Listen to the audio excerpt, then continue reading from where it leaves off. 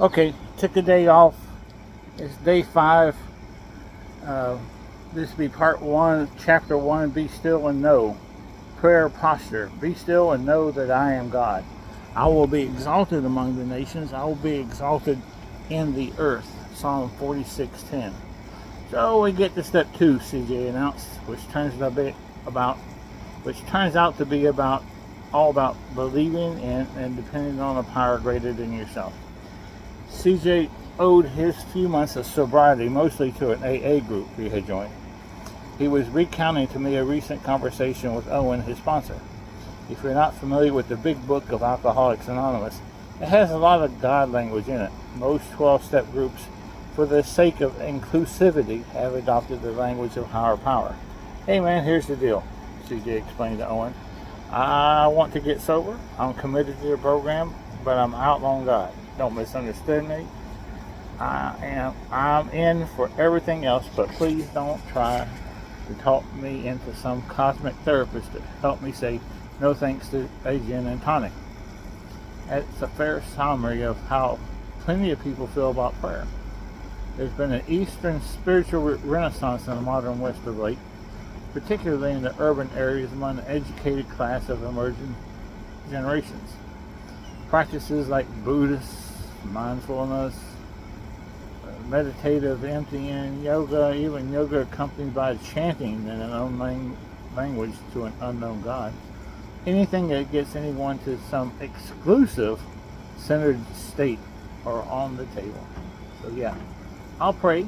Many subconsciously think if I pray, we're talking exclusivity about something happening in me, some kind of spiritual meditation.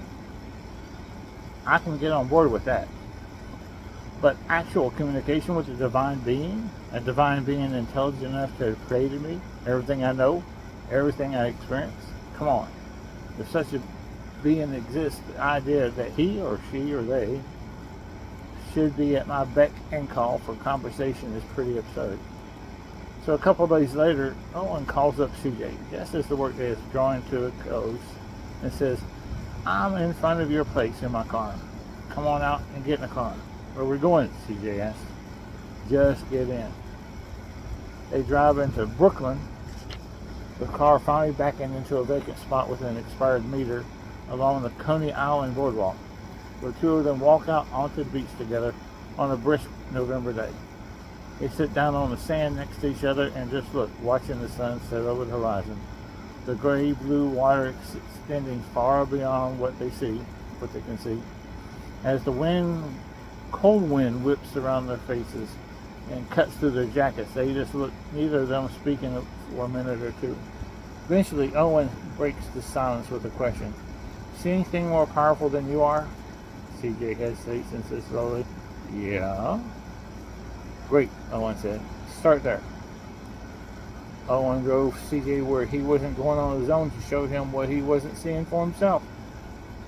See anything more powerful than you?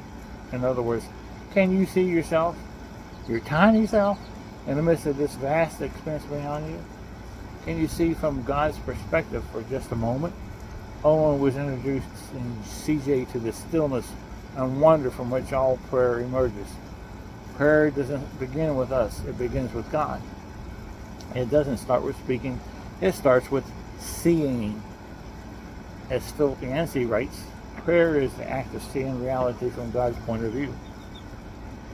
Before we open our lips and say a single word to God, we have to discover the proper posture. But we'll need the right sponsor, a mentor in prayer who will take us where we weren't planning to go, to show us what we aren't currently seeing. For that, we turn to David, who has more prayers recorded in the Bible than anyone else by a long shot. Psalm 46 is attributed to the sons of Korah, a shorthand title for the crew David gathered for a night and day prayer in the tabernacle.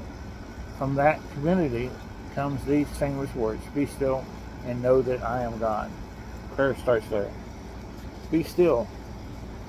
We begin with just these two words of the poetic prayer of the sons of Korah. Be still. That seems simple enough, right? It's actually just more It's actually much more complicated than it sounds, because the way of life you and I have grown accustomed to as normal is actually historically abnormal and makes stillness nearly impossible. Historically abnormal, but universally accepted modern Western lifestyle is largely the result of three groundbreaking inventions: the clock, the light bulb, and the iPhone. The clock.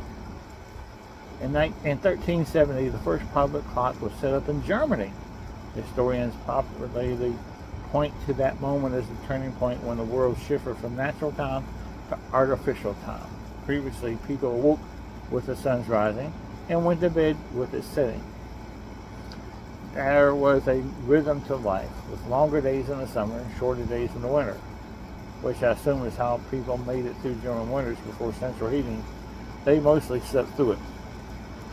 As of 1370, when people started managing their time artificially, time shifted from being a limit governing our lives to a resource used according to our individual agendas. The light bulb. In 1879, Thomas Edison invented the light bulb, which, among other things, cut away back on our sleep time. Prior to the light bulb, the average American slept 10 hours a night. With the increased potential for human productivity, technology took on. By 1960, central air conditioning, heating, microwaves, dishwasher, laundry machines were common in American homes. Around that time, sociologists commonly started making predictions about what human life would look like by the time you and I are living in. Pretty much everyone was on the same page: a dramatic increase in leisure and ease of life.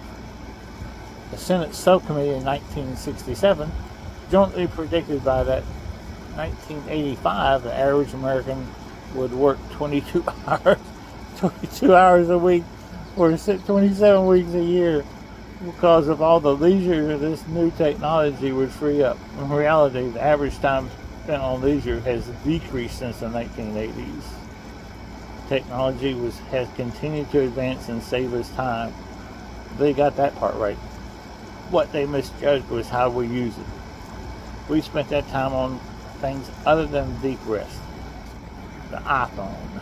How have we used that time? Well, when Apple released iPhone in 2007, June, they gave us a tracking device for that very data. A 2016 study found that the average iPhone user touches their phones 2,617 times a day, staring at their phone screen for 2.5 hours over 76 sessions.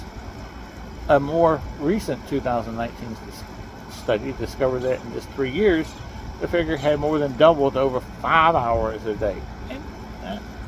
Instead of slowing down and harnessing technology to free up leisure time, we now suffer from what mental health professionals call hurry sickness, a behavioral pattern characterized by continual rushing and anxiety.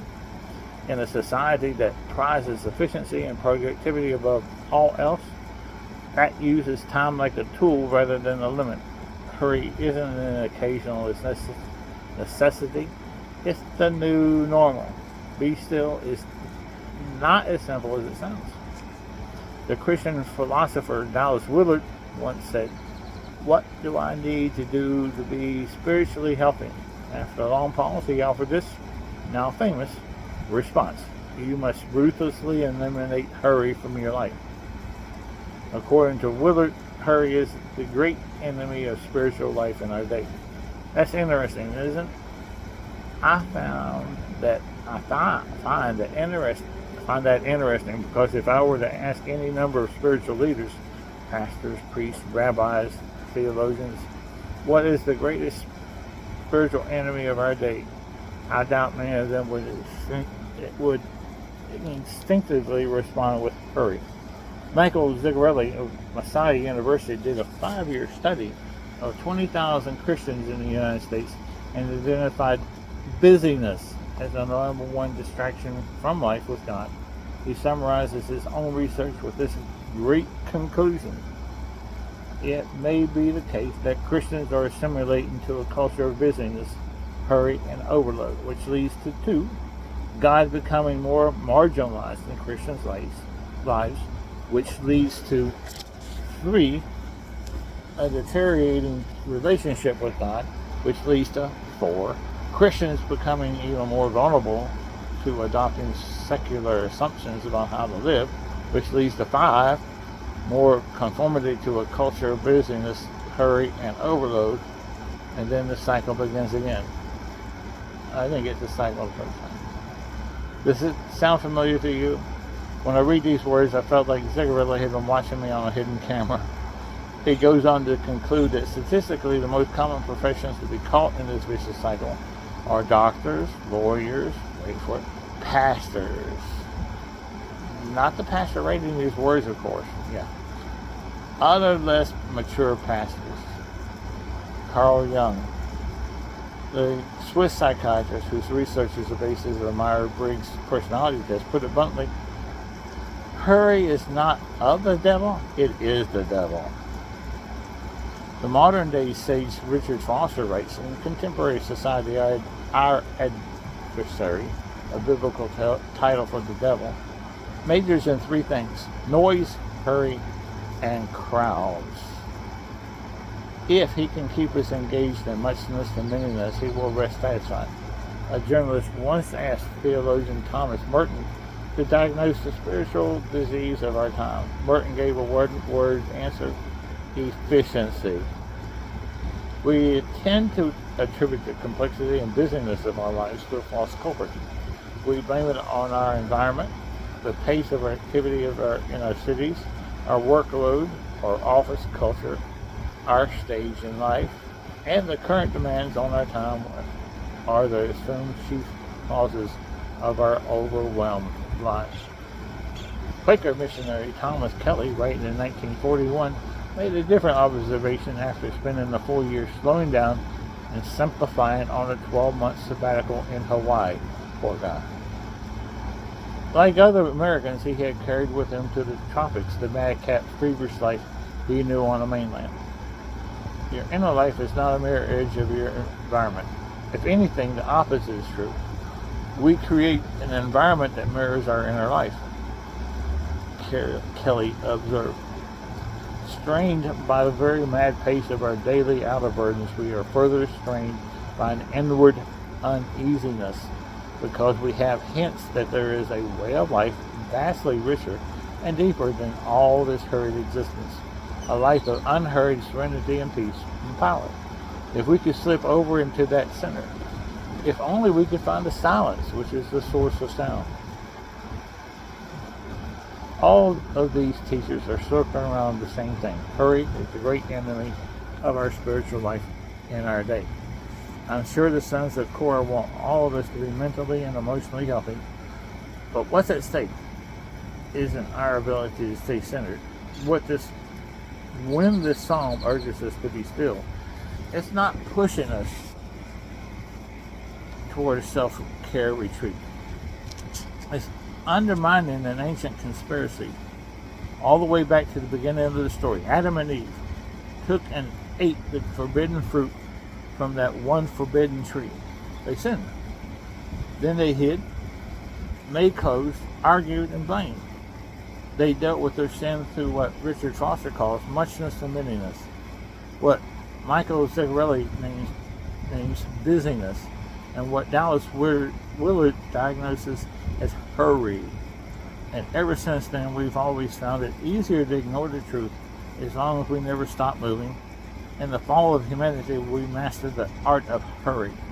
So we end up on it as good people, but as people who are not very deep, not bad, just busy, not immoral, just distracted, not lacking in soul, just preoccupied, not disdaining depth, just never doing the same thing to get us there, says Ronald Rothizer. We try to import prayer into our hurried lives, treating the symptoms but avoiding the full detox.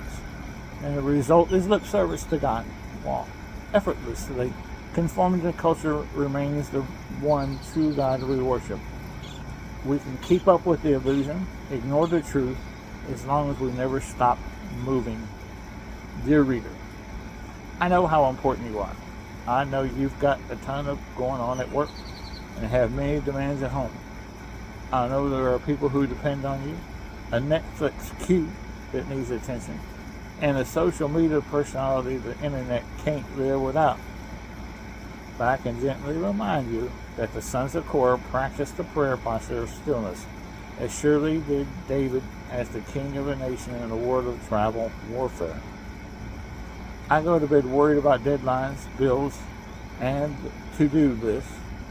David hit the pillow worried about the enemy camp in the hill country and waiting for the right moment to charge. And he prioritized time for stillness. He had a habit of stillness that allowed him to see his own life from God's perspective. Be still, the Latin term is vacate, from which we get the English word vacation. The invitation to prayer anytime, anywhere is this. Take a vacation. Stop playing God over your own life for a moment. Release control. Return to the created order. Be still. Prayer begins there, but that's only the beginning.